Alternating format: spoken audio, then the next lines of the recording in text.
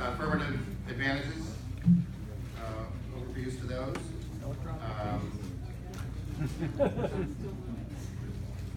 Then gridlock, then Trump, then the counter plan, dissent, separation of powers, fractured government, very briefly, and then if I have time, back to corrupt bargain and a couple final points on the case. I don't need the paramedics.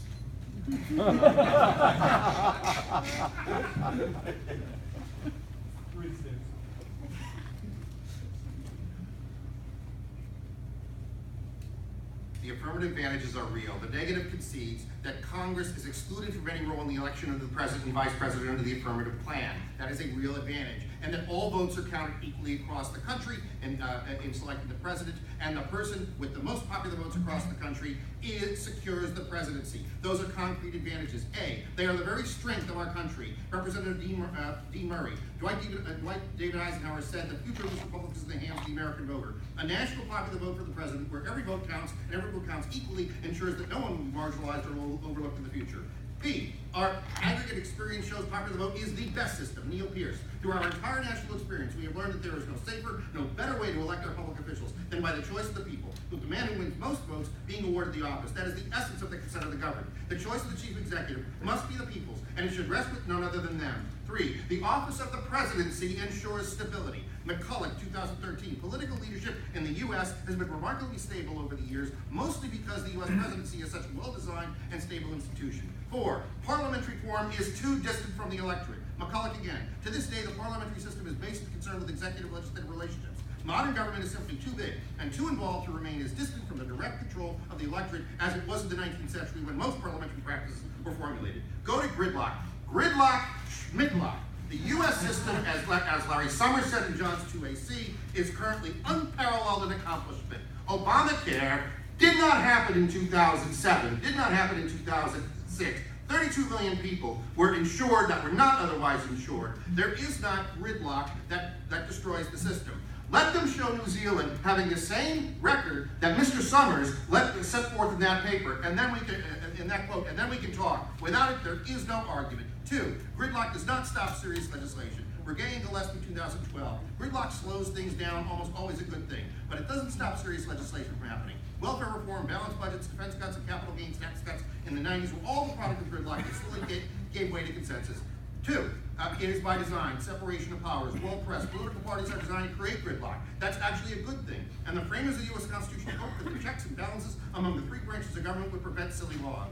Now on to Trump talking about silly laws. Number 1, you do not change an entire system simply to eliminate a candidate. And that's what this does. 2, as John pointed out, extremists do not get elected in the American system. 3, show me a demagogue who has ever been elected in the United States system, and then we can talk. They have not.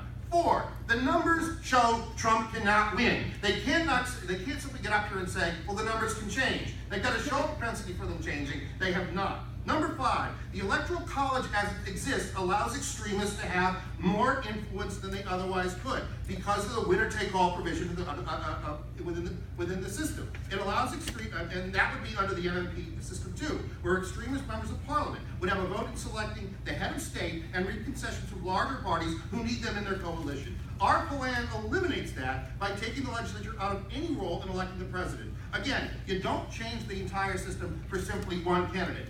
5, relax. It'll be all right. Trump will not be the first bad candidate or the last. Beatles, revolution. You say you want a revolution, well, you know, we all want to change the world. But don't you know, it's gonna be all right. Counterplan dissent, separation of powers and fractured government. Number one, John showed you the number of examples of fractured governments from Germany to Lesotho to Belgium, etc. It is systemic in the parliamentary system. McCulloch, confidence votes in fact discourage multiple partisan cooperation, and they provide a convenient escape hatch from the deluge of obstinate attitudes. The public interest in stable government is sacrificed for the sake of a never-ending partisan power struggle, where elections and executive swaps are mere cards in the game, are to be played when convenient. Separation of powers. Again, by definition, they are destroying the separation of powers, laying all that power within the legislature. McCulloch, that is a bad idea. The parliamentary system fuses executive and legislative power almost entirely. Since the executive, by existing, already controls the dominant factor of the legislature, the passage of laws at once becomes a foregone conclusion. At best, the only tension of government becomes between the parties, which is ultimately far more petty and incidental to good government than the healthy institutional tension of accountability and review born from 3 independent branches of government with 3 independent purposes. Now, go to corrupt bargains. Go to corrupt bargains. The Electoral College winner-take-all system magnifies the significance of slight difference in the popular vote and potentially throws the election into the House of Representatives. Their system keeps it in the House or the legislature. By definition, structurally, that puts the election up for grabs, up for a deal, not where it should be. Ladies and gentlemen, you have a choice here. You can change the whole system out of the fear of a charlatan, but we have dealt with charlatans before. Dr. Patterson said one time, you can't always get what you want, but you get what you need, and the country needs a national popular vote. Thank you.